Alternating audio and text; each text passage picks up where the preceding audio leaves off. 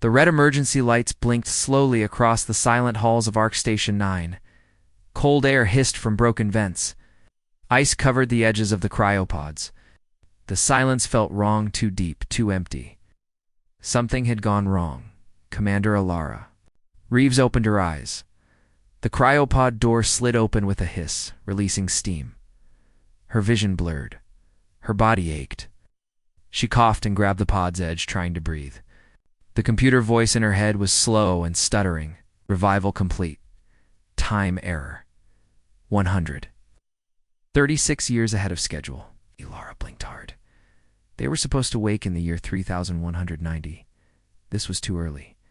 Way too early. She looked around. Other pods were still closed, still dark. Only a few flickered with blinking lights. She reached for her command pad. No signal. She tapped the emergency broadcast. Senior crew, full lockdown. Possible breach. A few meters away, another cryopod opened. Dr. Kira Halden gasped and fell to her knees. Behind her, a third pod opened. Lieutenant Omar Dren, security officer. What the hell? Omar said, looking around. Why are we awake? Kira was already scanning her own vitals with shaky hands. We're too early. Station. AIS, something must have pulled us out. Alara moved fast. Main powers offline. Backups only. Something hit us, or something inside went wrong. She opened a wall panel. Wires were burned. Smelled like ozone. And rust. Then a sound. A soft tap. Tap. Tap from somewhere above them. All three froze. They stared up toward the ceiling. No. One spoke. The tapping stopped. Kira swallowed hard. That came from outside. Omar grabbed a shock baton from the emergency box, or from the hole. They ran diagnostics. Nothing made sense. The star map outside showed no familiar constellations. The station wasn't in the planned sector. It was drifting in deep space, far off course. The engine logs were wiped. Navigation memory corrupted. Most of the cryopods had been disabled. Over 4,000 colonists were still inside aware, unresponsive, unprotected. Alara clenched her jaw. Someone did this. Kira leaned over a frozen pod or something. Ow. They reached the central AI core. Ow. Alara connected her pad directly. The AI called Sorrow flickered to life. Its voice was jittery. Welcome, Commander Reeves. Alert. Foreign code detected. External presence inside Station 9. External, Alara asked. What kind of presence? Unknown, not carbon-based. Signal. Is low frequency? Not electromagnetic? Where is it now? The screen went black, then flickered, then showed a hallway camera feed at the far end. A shadow moved. No heat signature, no clear shape, just movement. Alara stared. That's inside the station. Sorrow's voice returned, but slower. I am not alone. Static. The lights went out. All of them. Total darkness. A second later, emergency. Red lights flicked back on. Alara and Omar raised their weapons. Kira backed against the wall. Far off, down the main corridor, came the sound again. Tap, tap, tap. This time it was faster. Closer, Omar aimed his weapon. It's coming this way, Alara shouted. Retreat to the engineering bay. They ran doors. Hissed as they passed. Ice cracked beneath their boots. The station groaned like something alive. When they reached the engineering bay, they locked the door behind them. Omar activated the security seal. Kira checked the life systems. She froze. There's blood in the vent. They all turned. A smear. Dark. Dried. Someone had been here. Alara scanned the room, on one of the walls. Scratched in metal were words written with something sharp. It's already inside. The crew didn't speak. Then Kira screamed. She pointed to a figure inside the shadows, half hidden behind the coolant tanks to man. Cryosuit torn. Eyes open. It was Chief Technician Rilo, but he didn't blink. He stood completely still. Mouth open slightly. Eyes glassy. Alara stepped forward. Rilo, are you awake? He didn't move. She came closer. Then he spoke. slowly, softly in. A voice not his own. They dream inside your mind. They wake. When you do, Ilara stepped back. Who's talking? Rilo's head twitched. His mouth moved again. We watched your sleep. Your thoughts tasted. Pure. But now you're awake. Now you burn. Suddenly Rilo collapsed. Omar rushed in, checked his vitals. His brain's fried. Kira scanned him. No toxins, no wounds, just complete neural failure, Omar whispered. Something hijacked him. Spoke through him. Ilara stared at the writing again. It's already inside. Suddenly, the console beeped. Incoming file, a video log, dated 3 days ago, from Officer Mei Tan, one of the cryo-watch guards. She had been scheduled to stay semi-awake.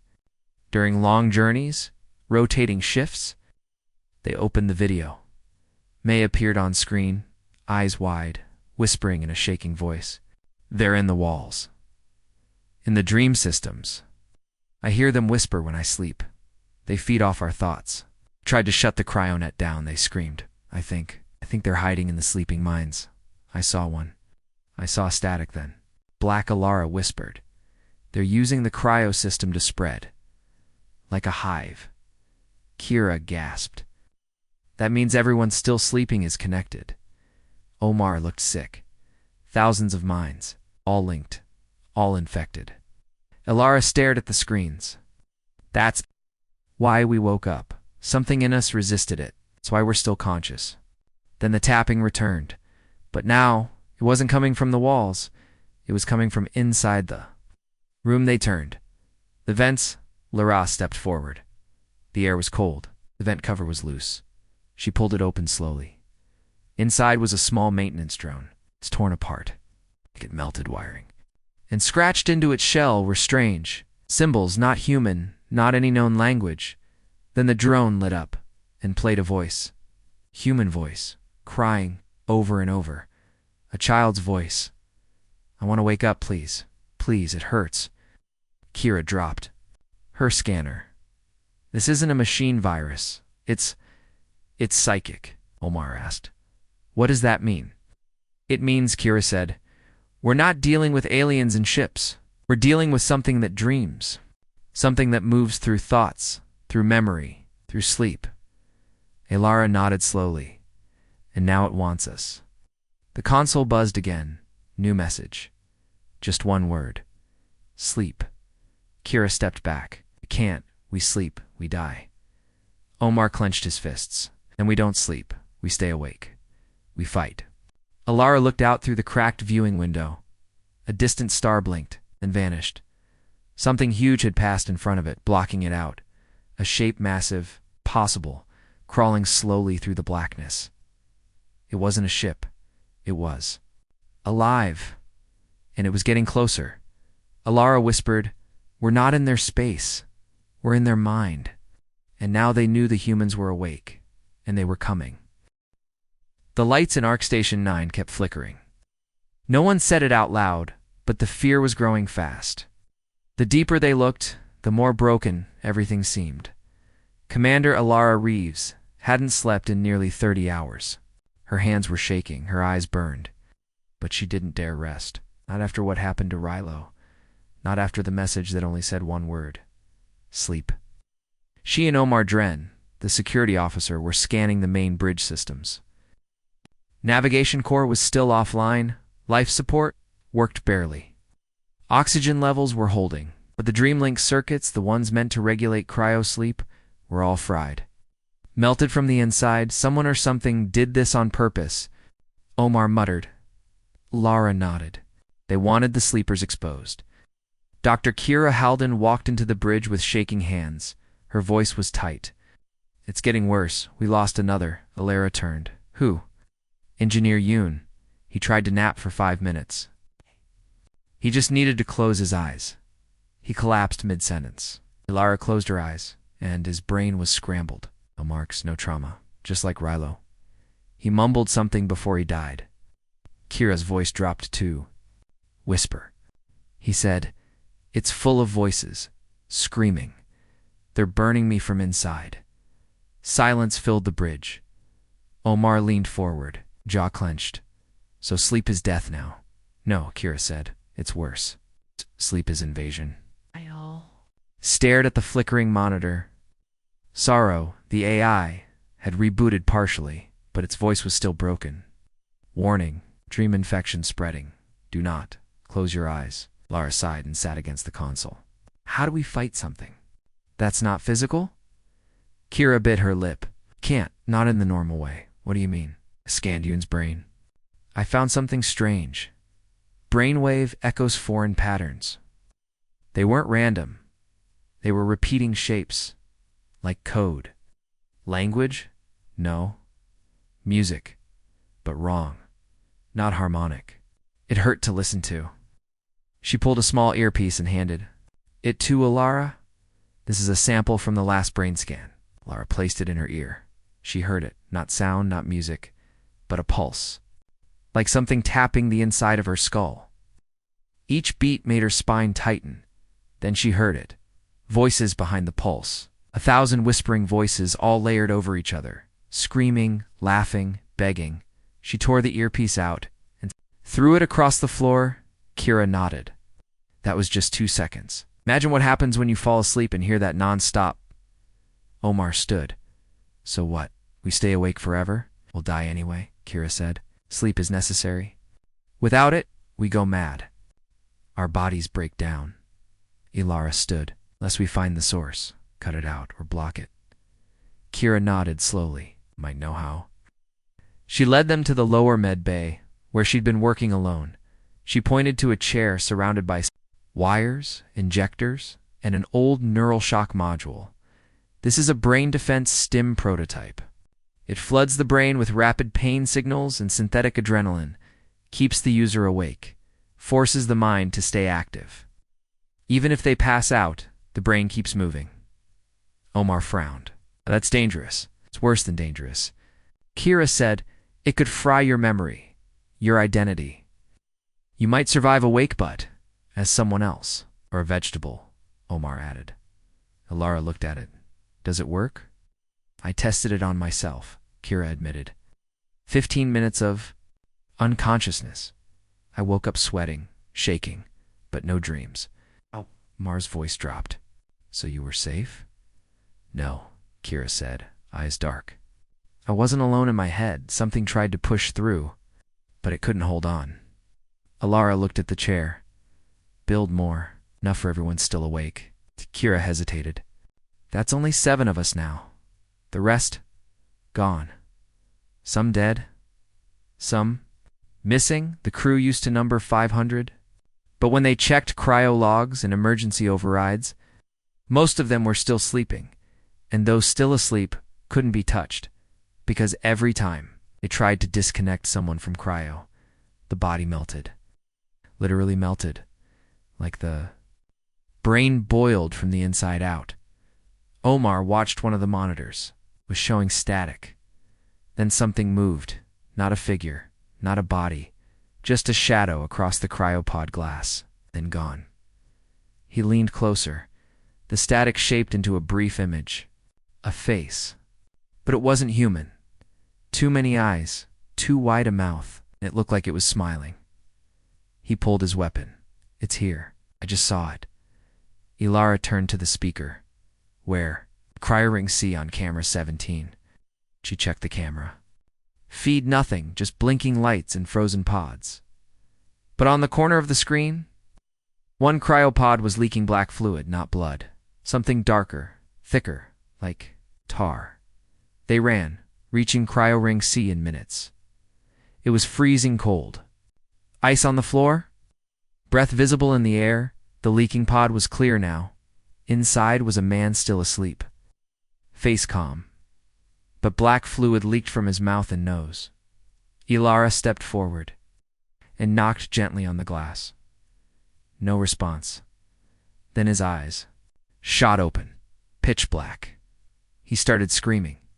Except it didn't sound like a human voice. It was high-pitched, alien, echoing around the room. The pod shook. Kira pulled Ilara back. He's awake inside. but not himself. The black liquid inside the pod began to boil. Suddenly, the glass cracked. They ran. Behind them, the pod exploded, and the scream followed them. Even after the sound stopped. Later, back on the bridge, Alara sat alone. The others were getting neural shock units implanted. Preparing to stay awake by force, she looked out the window. Stars beyond, cold, distant. She thought about Earth. Would they even hear them if they sent a signal? Would anyone believe that sleep itself had become the enemy? Kira returned with a grim face. All units are set. We can stay awake. For now, Omar asked. How long can we last? Kira looked away. Maybe 3 days. Maybe less. After that, our minds break. Ilara didn't move. She whispered, then we find the source before that. Suddenly, Saro's voice returned over the intercom. New data found. Recovered from deep systems. Video log appeared. From Arc Station 7. Everyone froze.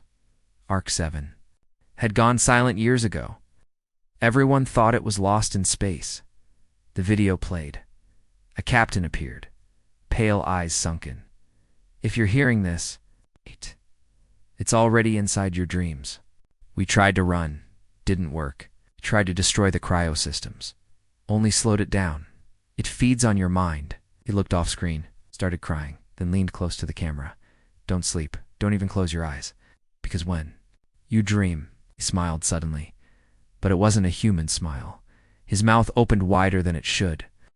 Eyes went black. Then the video ended. The bridge went quiet again. No one said a word. Finally, Omar spoke. I'm not sleeping again. Ever. Alara nodded slowly. Good. Because from now on, she looked at the others. No one is dreaming. Deep inside the frozen station. The murmur smiled. The lights on Arc Station 9 buzzed faintly. The red glow made every corner look like it was bleeding. Commander Alara Reeves stood in the control room with Kira and Omar. No one had slept. Their eyes were red. Hands shook. But they were still. Alive, outside the window, the stars looked wrong still. That hadn't changed, but something else had. Sorrow, the ship's AI, was slowly recovering. It had found a hidden file buried deep in the station's black box. Transmission. Old. Weak. Labeled Arc Station 7. Final report. Ilara stared at the screen.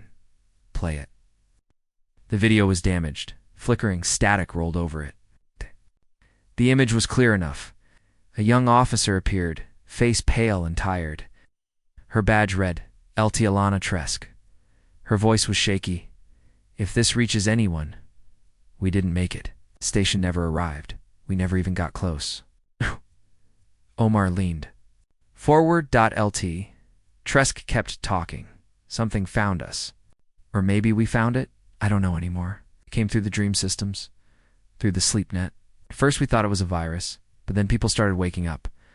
And they weren't people anymore. The video cut. Jump to.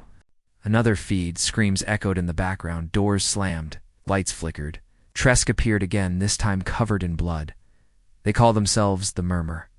At least that's what the voices say in the dreams. They don't need ships. Don't need weapons. They just get inside your head. The last frame was a warning burned into the station's own data core. Do not sleep. Do not think of them. Do not listen. The video ended. Silence fell over the room. Kira swallowed. So we weren't the first, Alara whispered. And we're not alone. Sorrow's voice came through the speakers, still slow, still damaged. Threat confirmed. Not terrestrial. Non-physical. Expanding through linked minds. Through data systems. Estimated spread. 14% of human cryonet. Kira blinked. Wait, 14%? That's millions of people. Across hundreds of ships. Ilara stood still, her face pale. Ow! Sorrow didn't answer, then finally. Unknown. No return signal from Earth. In 37 hours, Omar gripped the console. They could already be there. Kira's eyes went wide. Earth runs dream-based therapy, military sleep training, Neural enhancements. Everything uses sleep tech now. Ilara stepped away from the screen. Then this isn't an isolated infection. This is an invasion. Omar shook his head. But where's the enemy? There's no army. No ships. Just dreams. No, Ilara said. Not dreams. A network. Pulled up the station's internal cryomap. The remaining sleeping crew, over 4,200 colonists, were still unconscious. Still dreaming. We've been carrying them, she whispered, like seeds. When we arrived here, the murmur started. Blooming, Kira added. That's why the others died when we woke them. The murmur doesn't like being kicked out, so it destroys the host. Omar said, so what do? We can't wake the sleepers. Can't let them stay connected. Either way we lose. We isolate them, Ilara said. Cut the cryopods. From the central dream system, one section at a time. Use shielding. Keep their minds quiet. Kira nodded.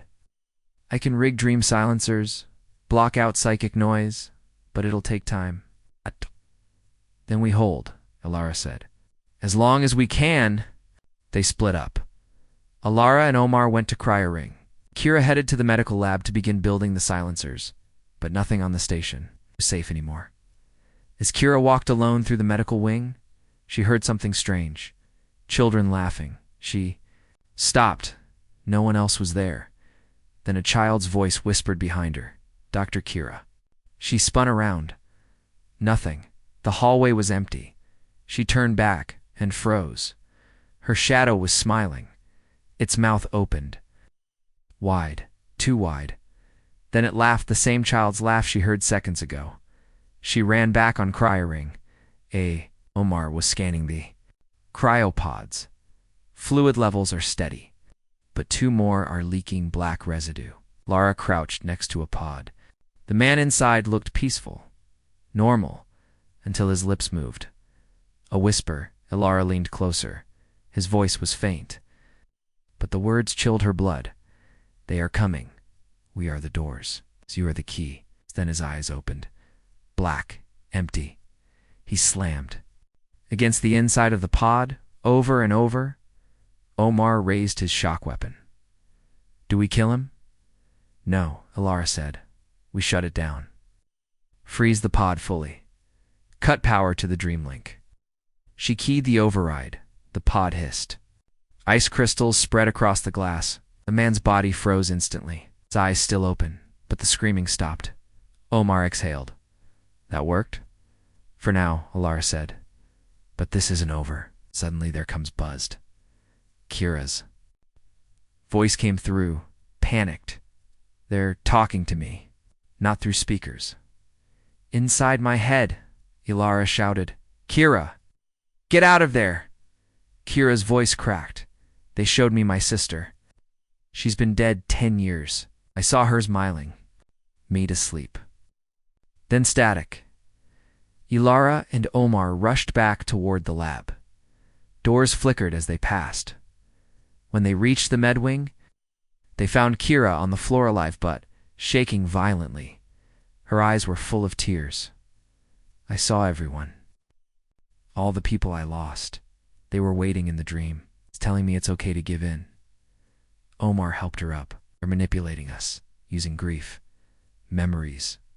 They're using us, Ilara said. Our emotions, our pain. How they get in? Kira nodded slowly. Then that's our answer. What do you mean? Omar asked. They can't resist pain or chaos. When I focused on something raw, something that hurt, they backed off. Just for a second, Ilara stared at her. So we don't block. Emotions, we weaponize them. Kira nodded. We turn our worst memories into a shield, Omar said. That's insane. It's the only thing we haven't tried. Lara looked back at the frozen man in cryo-ring A, then to the stars. Outside. This isn't first contact, she said softly. This is war. The enemy was already inside. They stopped counting the hours. Sleep was a memory none of them dared to reach for. On Arc Station 9, time stretched like rubber, bending around fear and silence. The red lights blinked slower now. The air was cold. The station groaned like it was alive. Commander Alara Reeves leaned over the control panel, her face pale, eyes rimmed red. Her fingers trembled, but her voice was steady. "We fight now," she said. "We don't wait. We hit back." Lieutenant Omar Dren looked up. "From the weapon console." "With what?" "We don't even understand what they are." Dr. Kira Halden held up a small injector. "This is what we use. It's not a bullet. It's memory. Pain, emotion." The crew stared at her. "I took pieces of our strongest memories. The worst ones. The moments we almost broke. We record them. Feed them into the neural weapons. It makes our minds loud. Too loud for the murmur to hold on." Omar frowned. "You're saying we fight with emotions?" Kira nodded. "With trauma. With rage. With everything that makes us human." It sounded insane. Nothing else had worked. Omar was the first to step forward. "Give me one." Kira pressed a cold injector to his neck. He winced. His hands shook. But after a moment he looked clearer. Sharper. "I just remembered my first combat mission," he said. "The one where I lost everyone. It hurts like hell. But I feel awake." Kira gave Alara the second dose. The commander gasped. Her eyes filled with water. "I watched my sister die on the operating table," she said, voice low. "That pain's been buried for years. Now it's all I can feel." Kira gave herself the last dose. She didn't speak after, just nodded.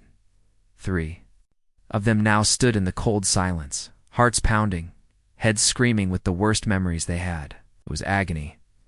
But the voices in the walls went quiet, for the first time. There was silence, and that was their signal. Alara loaded the neural pulse device. It was a jury-rigged weapon half-scanner, half-emitter. When triggered, it would send a shockwave of human memories into any nearby psychic field. They moved to Cryo Ring D, where the infection was thickest.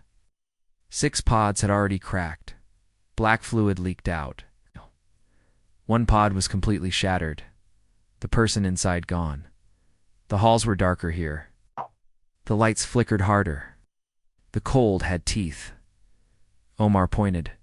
"Ahead. Movement." Behind that bulkhead, they advanced slowly. Then something dropped from the ceiling. It didn't have a shape, just a shadow, stretching and twisting like it didn't belong in 3 dimensions. Its body flickered, like static. It didn't speak. It hissed. Alara raised the neural weapon and fired. A blast of sound, not sound emotion, exploded through the hallway. The thing screamed, not a roar, not a growl. It screamed like every voice it had stolen was screaming at once. It began to melt. Pieces of it tore away, turning to mist and light, vanishing like smoke in a sunbeam. But then more came, 3 shadows, and 5. Crawling from the walls, from vents, from the frozen air. Omar fired his pulse. Then Alara. Each blast burned the shadows. But it took more. They twisted, howled, tried to push closer. Then Kira screamed, not in fear, but in fury. She stepped forward and slammed the weapon into the floor, set it to overload. My memory. My worst one, take it all. The device glowed. Then, burst in a flash of blue light. The shadows were blasted backward. Gone. Silence. Returned. The walls stopped pulsing. The lights stopped flickering. For the moment, they had one. Kira collapsed to her knees. Omar caught her. "You okay?" She nodded. Weakly. "I gave them the memory of losing my child. It was too much. Even for them." Alara helped her stand. "That proves it," she said. "They can be hurt," Lamar asked. "But how many more are there?" Saro's voice crackled in through the combs. "Unknown, but growing. Dream infection. Now reaching deep systems. AI core compromised at 12%. Warning. Internal resistance may be limited." Alara looked up. "We just hit them hard. But they're learning," Kira whispered. "They'll adapt." Omar stood tall. "Then we adapt faster." They returned to the bridge. Everyone left was gathered there. It's just 7 crew members now. 7 out of hundreds. And behind the cryo chambers. Over 4,000 more still asleep, still at risk.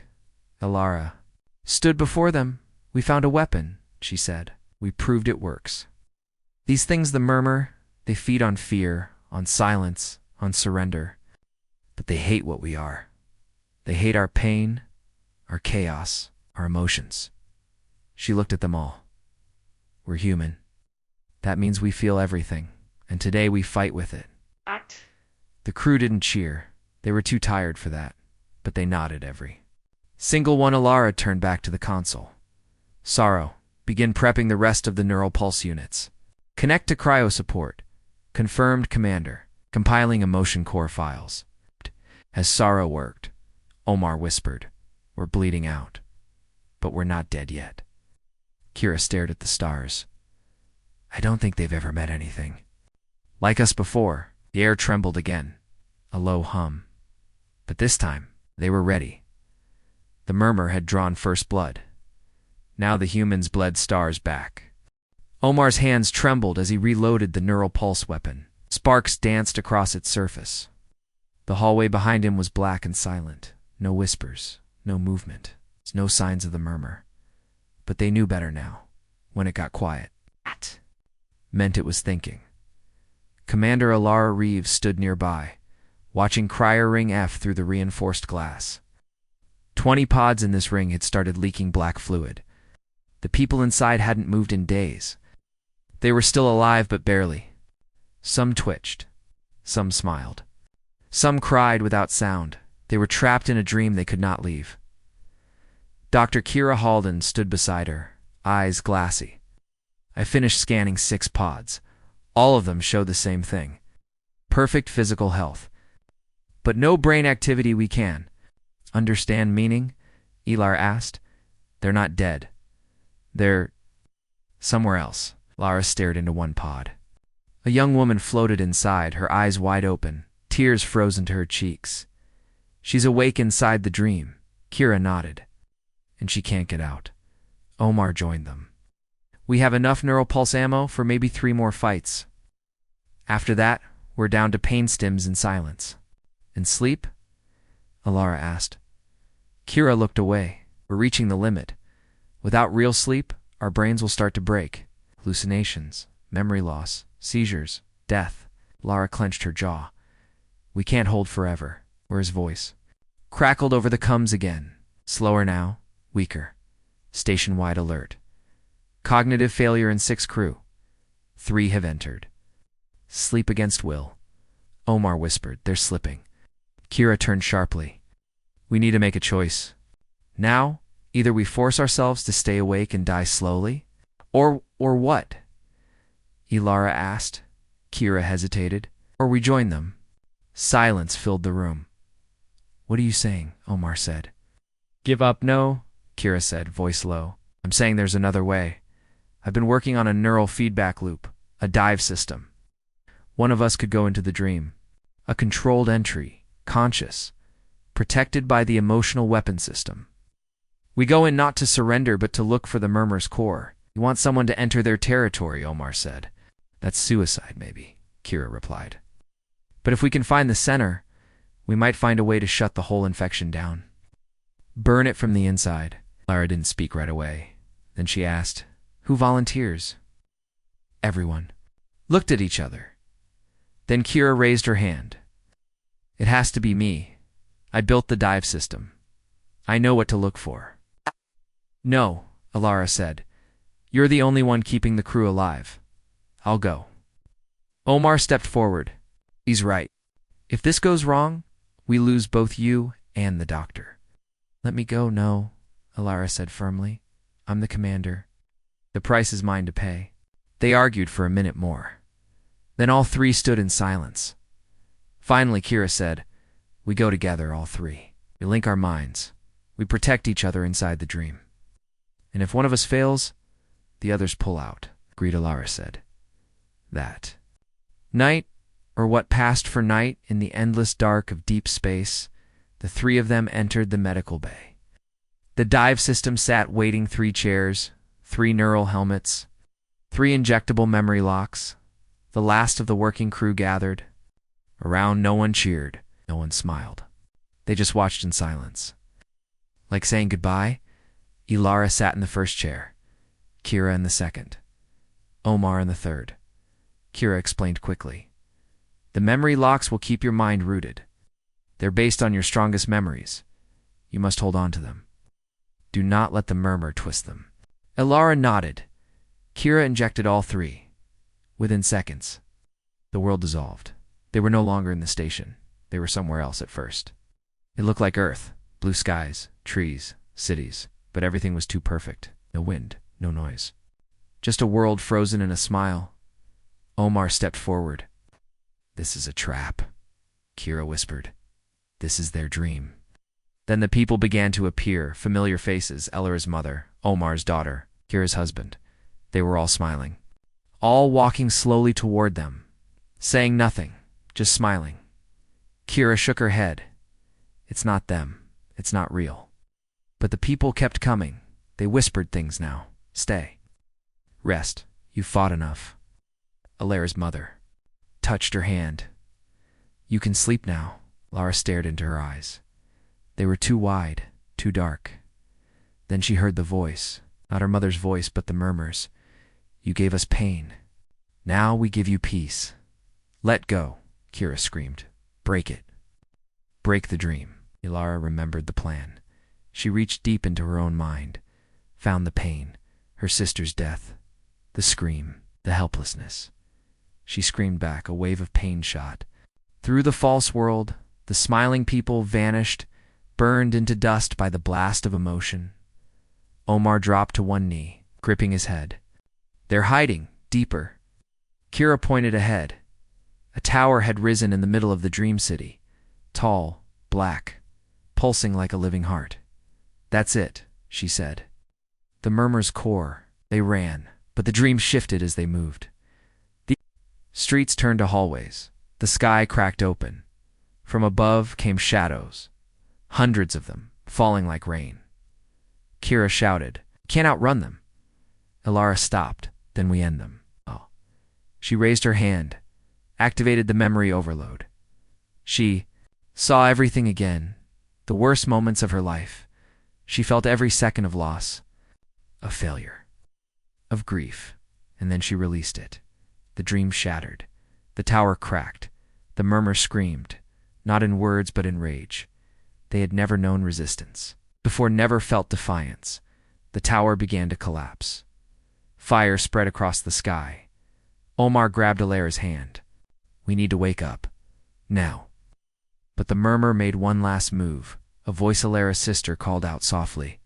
Ilara, don't leave me. Ilara froze. Tears fell from her eyes. But she whispered, You're not real. And she let go. Dreams shattered completely. They woke, gasping, soaked in sweat. Shaking, the medbay lights flickered above them. Kira smiled weakly.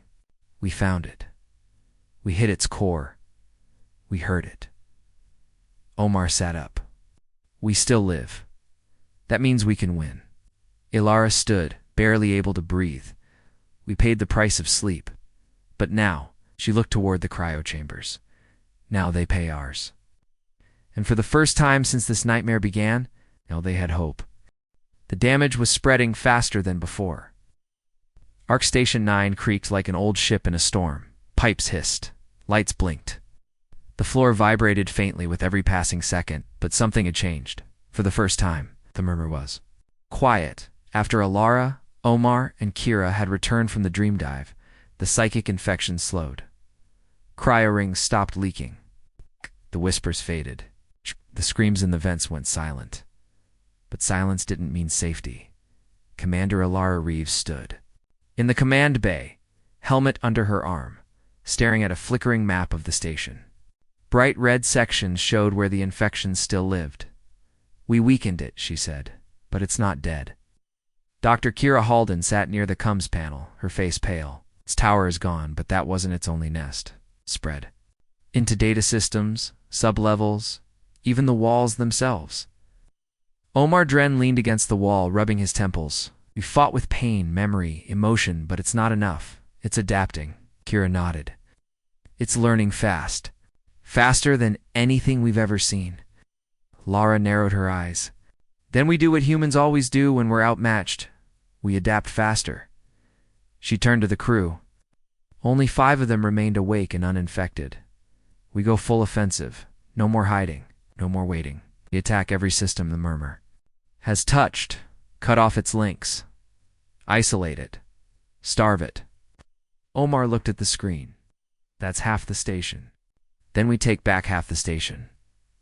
Kira stood. I've been working on something. A way to turn the murmur's own method against it. Ilara raised an eyebrow. How? I call it a thought trap. Kira pulled up a projection. Small, glowing sphere, surrounded by spikes of data. It's a sealed dream loop, designed to draw the murmur inside. Once it enters, it gets locked in. A prison made of thought patterns and pain, and it can't escape. Omar said, you built a psychic cage. Yes, Kira said. But it only works if it catches the main source. Ilara folded her arms. And how do we lure it in? We give it something it wants, Kira said quietly. A pure mind, untouched, uninfected. Everyone froze. You mean a human? Omar asked, you want to bait it with someone's consciousness? Kira nodded slowly. It wants us. It feeds on human minds. So we give it one, but not really. A false one. A decoy, Lara said. You want to build a fake human mind? I already did. Kira pulled up a second display. A digital pattern appeared on the screen, pulsed like a heartbeat. This is a copy of one of my own dream patterns, not perfect, but it's enough to trick the murmur. I've placed it inside a sealed pod in Cryo Ring E, if it enters the trap. We close it forever. Ilara looked at her. When do we start? Now, Kira said. But we'll have to protect the pod while it works. Omar nodded. Then we gear up. Fight our way there. Asterisk, asterisk, the team moved through the station like ghosts in a haunted house. The halls were darker now, colder. They passed broken doors, frozen corridors, and shattered CRYO dash pods. At one point they stopped. A body was pinned to the wall floating, eyes open, mouth stitched shut by black thread. Kira whispered. He was dreaming when it got him. It didn't kill him. It kept him. Ilara moved on. They reached Cryo Ring E. The pod was waiting in the center of the room, glowing softly. The fake mind was inside, pulsing gently. Then something whispered, not with sound, but inside their minds. You copy us. You twist our shape. But you do not understand. Omar spun around. Weapon. Raised. It's here. From the walls, black mist spilled in not smoke thoughts. The murmur was no longer hiding. It poured into the room like a storm. Voices screamed. Laughs echoed. 1,000 human memories twisted and thrown like weapons. Ilara shouted, Hold the line! Give it time to take the bait. The shadows attacked, but the humans fought back. Neuropulse weapons exploded with soundless force waves of pain. Grief, rage, the murmur shrieked, pulled back, then surged forward again. Ilara saw her sister's face, bloodied, crying. Kira saw her dead child. Omar saw the faces of soldiers. Couldn't save, but they held. The trap pulsed, faster, faster, brighter, until suddenly the shadows twisted and were pulled inward. Into the pod. The murmur screamed again, not a sound, but a feeling fear. For the first time, it felt fear, and then Dash slammed Kira. Hit the lock. The pod sealed. The shadows froze, then shattered like glass. Silence. Real. Final silence. The pod glowed blue, inside. The murmur's core mind pulsed, trapped, screaming. Ilara dropped her weapon and fell to her knees. Exhausted, Omar sat beside her, breathing hard. Kira approached the pod, handshaking. We got it, she whispered. But Ilara looked at her eyes hard. No, she said. We got one part. The infection is still out there, still on other ships, maybe even on Earth. Kira nodded. Then we finish what we started, Omar said. We adapt. We strike first. We show them. He looked toward the stars. What? Humans really are. They never expected us to adapt. But now they would never forget. The trap worked. For the first time since the nightmare began, Arc Station 9 was quiet. No whispers, no black shadows, no dead faces pressed against the glass, but no one celebrated. The remaining 5 crew members stood near the sealed pod and cryo ring. Inside it, the trapped murmur core pulsed faintly. It didn't move, it didn't speak, but they could still feel it like something awake and watching behind thick glass. Commander, Alara Reeves kept her eyes on the glowing core. This is not the end, Dr. Kira Halden replied softly. No, it's the beginning. They had caged a piece of the enemy. But Arc Station 9 was only one drop in a galaxy full of ships, cryobeds, and sleeping mines. The murmur had already spread, and Earth hadn't answered any signal in 2 days. Omar Dren tightened the straps on his armor. If they've touched Earth, we're too late. Ilara didn't blink. Then we make them afraid of what they touched. Kira glanced back at the pod. They underestimated us. That was their mistake. Omar added, they thought we'd break. And instead, Ilara said, we evolved. The team moved quickly. They had no time. Kira pulled up the latest readings from Sorrow, the half-functional. ASRO's voice crackled through the speakers. Cryo network scan complete. Murmur presence detected in 12 colony vessels, 2 terraforming freighters, and EarthNet Prime. Kira froze. Ilara. EarthNet Prime is the central system for all cryodream sinking. The murmur is in our core network. Ilara gripped. The edge of the panel. They didn't just invade us. They studied us. Omar's voice was tight. Then why didn't they finish us? Ilara's face was hard. Because they saw something that terrified them. What? Kira asked. Ilara turned slowly. Choice.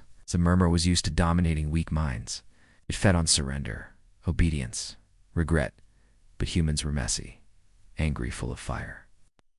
Instead of folding, we fought with grief, laughed through pain, adapted, and now. The murmur hesitated. Ilara stepped forward. We send a message to every station, every ship, every colony.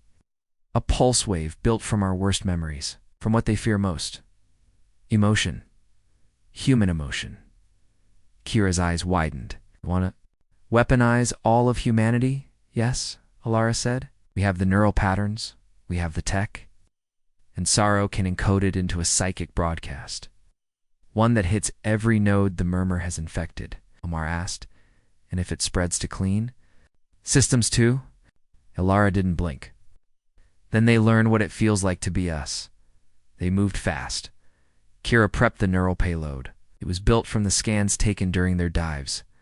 Raw, terrible emotions, pain, loss, regret, love twisted by death. Fury born from betrayal, hope crushed by war. Everything that made them human. SAR ran calculations. Omar connected the signal boosters, then the lights dimmed. The core pulsed red. Sorrow's voice warned. Murmur activity rising. Attempting breach of containment. Signal detected there, calling others. Ilara stared at the core. Then we launch now. Kira's hands hovered over the control panel. Once we send this, there's no going back. To go back, Ilara whispered. They saw what's inside us. Now they'll feel it. Kira pressed the final command. The pulse launched. A wave of psychic energy, impossible to see. Key impossible to stop, raced through the CRYO-net, across drifting colony ships, across terraforming stations. Toward ERF. Every infected system heard. It and screamed, back in cryo ring E. The murmur core began to shake violently. It didn't burn. It didn't break. It wept. Not tears, not blood, but light. Pure light pouring from every crack in its shell. The scream it made wasn't rage. It was fear, Kira whispered. They thought we were prey. They were wrong. Ilara nodded. They thought we were just brains in ice. Just data and sleep. But we're not. We're us. Oh. Omar stood at the viewport. Far in the distance, one of the colony ships blinked out of signal, then came back. Clean. It's working. More ships responded. Cryolinks disconnected. Infections stopped. Some minds woke up screaming. Others returned in silence. But they returned. Then Sorrow spoke. Unknown transmission incoming. Source: EarthNet Prime. Then everyone turned. The message was short. A woman's. Voice calm. Familiar. Arc Station 9. This is EarthNet. We received your pulse. Our systems are purging the murmur. But we are not alone. Others woke up too. Be advised. Retaliation is coming. Ilara leaned forward. What kind of retaliation? Woman's voice answered coldly. Not ours. Silence. Omar whispered. You think we heard it bad enough that it called for help? Kira's eyes filled with dread. No, I think we made it angry, and now it's truly coming. Lara turned toward the stars. Let it come, she said. Saw what's in us, and it terrified them. The sky would burn before humanity bowed. The stars outside Arc Station 9 looked colder now, sharp, distant, but to the surviving crew. They no longer looked like escape. They looked like a path. Commander Ilara Reeves stood at the main console. Behind her, Dr. Kira Halden was repairing the neural sync modules. Omar Dren sat in silence, sharpening the blade edge of a broken tool knot because he needed it. But because it kept his hands steady. Sorrow's voice echoed softly through the bridge. Status: murmur infection across EarthNet. Reduced by 87%. Signal interruption detected in Deep Space Quadrant Theta 4. Multiple dream nodes remain silent. No life signs, no data returns. Ilara clenched her fists. They're pulling back. Kira looked up, or hiding. They're afraid, Omar said. Yes, Ilara replied, but they're not gone. The dreamborn alien species known Nene, as the murmur had slipped its way into humanity's future through sleep, it had spread through neural networks and cryosystems. It had fed on silence, fear, sorrow, but humanity didn't die easily. We evolved, and now it was our turn. Omar looked at Ilara. We gonna chase them? Ilara didn't smile, but her eyes burned. No, we're going to hunt them. The cryopods were still sealed. Thousands of colonists still slept, but now they were protected. The psychic fields had been fortified with emotion-coded shielding. Human trauma, rage, and hope wrapped the sleeping minds like armor. Kira stood over one pod. Inside, a teenage girl floated peacefully. Kira whispered, "We won't fail you." Then she turned and followed Ilara and Omar to the engineering deck. Sorrow displayed a three-dimensional map in the air. Flashing red dots showed the last known murmur outbreaks. Black zones showed lost vessels, ghost stations, and blank sectors. 1. Zone pulsed. Quadrant Theta-4. Kira studied it. That's where Earth lost the sleep tanker Dawn Mirror. Thousands of mines. No signal since the breach, Omar asked. You think they're still in there? Ilara replied, if there's any. Trace of the murmur left. That's where it is. Kira stepped forward. I can modify our long-range shuttle. Shield it from psychic detection. But once we enter their zone, they'll feel us. Especially me. Omar looked between them. You both going? Ilara nodded. You're staying here? What? No way. Need someone to protect the station? Watch the sleepers. Keep the other survivors safe. Omar was about to argue, but then he saw her face. There was no changing her mind. He sighed. Then take this. He handed her a worn metal pin.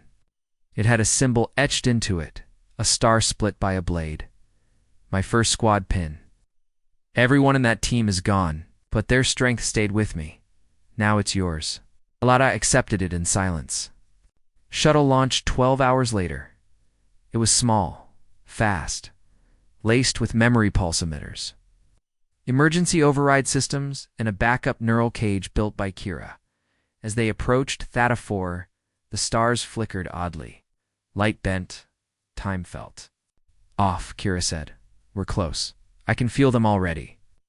The wreck of the Dawn Mirror floated ahead, drifting like a dead god in the dark. Its hull was broken open. No lights, no heat. But one signal flickered from inside. SOS, Voice came. Through there comes warning. Non-physical life detected. Containment breach probability, 94%. Ilara locked her helmet. No turning back now. They entered through a broken cargo bay. Shadow bay flashlights revealed. Bodice some frozen, some still. Twitching. One cried silently, hands pressed against a wall. Kira scanned the psychic field. They're still feeding, but slowly this is a feeding pit. And a breeding chamber. Lara moved forward. They reached the main dream core chamber. Inside, it was a nest. It wasn't physical. It shimmered in the air, like heat. Whispers crawled through their minds. You chase us. You hurt us. You think you are strong. Alara stepped into the nest's center and activated her pulse. I know we are. The pulse exploded with emotion. Her sister's death, the loss of Earth's colonies, the anger of seeing. Her people twisted by something they couldn't fight, the murmur screamed. Kira followed with her own memory blast. Her child's laughter, the sound of it fading. The hollow ache that followed every day after. The shadows around them shook, trembled, and broke. But then, something new formed. A larger shape. One they hadn't seen before. It wasn't just a murmur. It was their source. The prime echo. It floated above them like a broken star, made from shattered thoughts, frozen screams, and stolen minds. Kira fell to her knees. It's everything. Every life they've consumed. Every memory they've devoured. It's all here.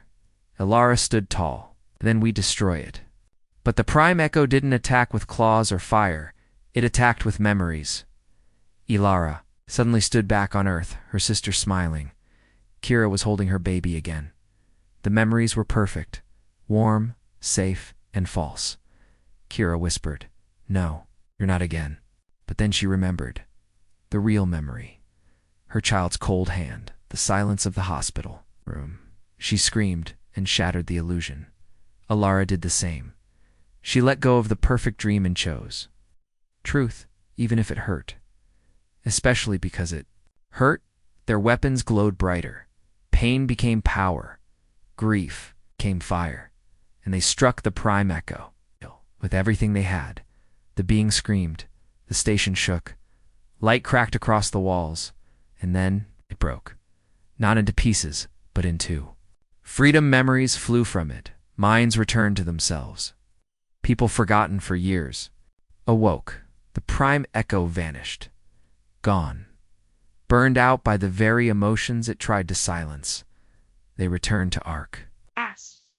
Station 9 hours later, the cryopods were calm. Sero announced the update, all murmur traces removed. Infection level, 0%. EarthNet reconnected. Fleet Command requests contact. Omar met them at the dock. You did it, he said. No, Ilara replied. We did it. Kira looked out at the stars. Think they're gone for good? Ilara shook her head. No, nothing that old dies that easy, Omar asked. Then, what do we do? Ilara smiled for the first time in weeks. We train. We prepare. We never sleep without remembering what waits in the dark. She looked at the Earth signal glowing on the console. And if they ever return, she turned to her crew. This time, we hunt them. And so humanity stood on the edge of something new. Not afraid, not broken, but awakened. The stars would never be quiet again. And neither would we.